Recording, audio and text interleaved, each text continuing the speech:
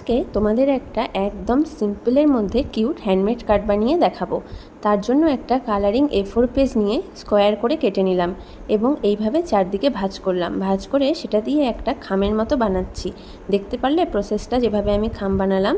এবার এই পোর্শনটা জুড়ে আমি আঠা লাগাবো এবং মাথাটা ভাঁজ করে আঠা দিয়ে ভেতরে সেট করে দেব। রেডি হয়ে গেল আমার খাম।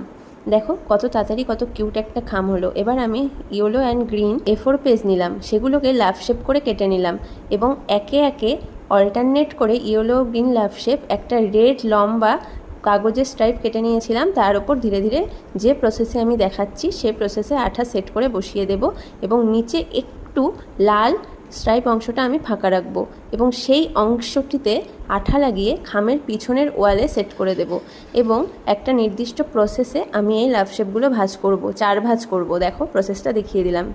এবার এই লাভ শেপগুলোতে কিছু মনের কথা লিখবো এবং সেই সেম প্রসেসে ভাঁজ করে এটাকে খামে ঢুকিয়ে দেব। ব্যাস মোটামুটি রেডি। এবার ওপর থেকে হালকা ডেকোরেশন করব এবং হ্যাপি বার্থডে লিখব। এটা তোমরা মন মতো যেমন খুশি সাজাতে পারো। আমি খুব সিম্পলের মধ্যেই সাজিয়েছিলাম।